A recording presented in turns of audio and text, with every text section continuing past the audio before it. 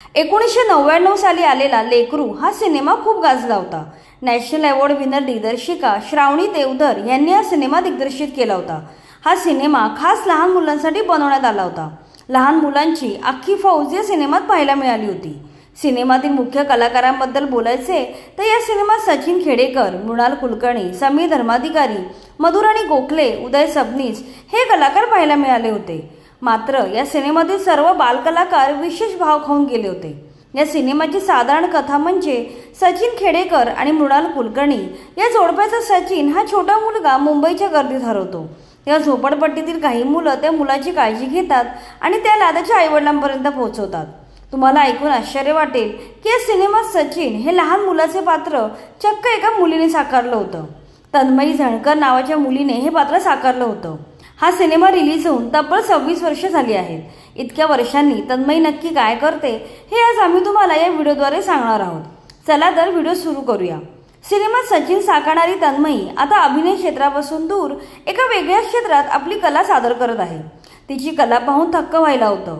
तन्मयी ही सुप्रसिद्ध लेखक आणि चित्रपट निर्माते अजय झणकर यांची मुलगी आहे।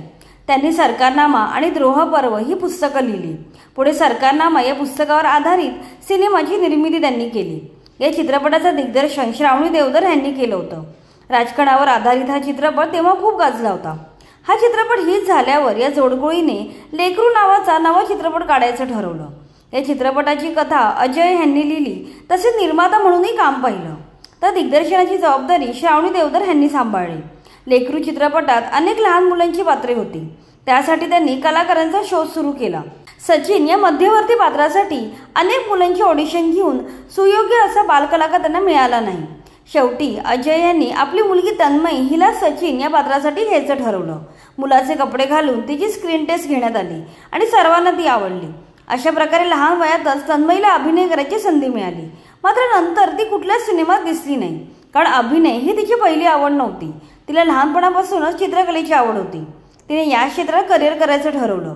तिने पुण्याच्या भारती विद्यापीठमध्ये प्रवेश घेतला आणि फाईन आर्ट्सचं शिक्षण घेतलं। शिक्षण पूर्ण झाल्यावर तिने व्यावसायिक दृष्टीने चित्रे रेखाटायला सुरुवात केली। तिच्या हातात जादू असून अत्यंत जिवंत अशी चित्र ती काढते। तिची चित्रे एवढी जबरदस्त असतात की तो फोटो आहे की चित्र हे ओळखणंही कठीण होऊन जातं। सुरुवातीला ती आपल्या मैत्रिणीच्या साहाय्याने आपल्या चित्रांचं प्रदर्शन भरवायची। आता ती स्वतः एकटीने आपल्या चित्रपटांचं प्रदर्शन भरवते। मागे एका म्युझिक अल्बममधूनही तिने आपली कला सादर केली होती। कॅनव्हासवर चित्र रेखाटण्यापुरते ती काम करत नसून कन्सेप्ट बेस्ड आर्टवर्क देखील करते। विविध प्रकारची सजावट, इंटेरियर, नाविन्यपूर्ण गिफ्ट प्रोडक्ट बनवणे या प्रकारच्या कामातही तिचा हातखंडा आहे। शिवाय सध्या ती टॅटू आर्टिस्ट म्हणूनही काम करत आहे। अत्यंत किचकट आणि कठीण टॅटू सुद्धा ती सफाईदारपणे रेखाटते।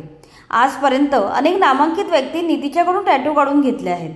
सध्या ती पुण्याला राहत असली तरीही कधीकधी स्पेनमधील बार्सेलोना शहरातही वास्तव्यास असते। सध्या आंतरराष्ट्रीय स्तरावरील अनेक प्रोजेक्ट तिच्या हातात आहेत। या कलेबरोबरच ती नीलमुद्रा एंटरटेनमेंट ही आपल्या वडिलांनी स्थापन केलेली कंपनी सुद्धा सांभाळत आहे। तिच्या वैयक्तिक आयुष्याबद्दल बोलायचे तर तिचे लग्न झाले असून तिला एक लहान मुलगी देखील आहे। अशा प्रकारे लेकरू सिनेमात सचिन हे पात्र साकारणारी तन्मयी पुढे अभिनय क्षेत्रापासून लांब गेली। मात्र आपली चित्रकलेची आवड जोपासत आता ती एक प्रतिभावान कलाकार बनली आहे। भारतीय चित्रकला क्षेत्रातील नवा उभरता चेहरा म्हणून तन्मयी झणकर पुढे येत आहे।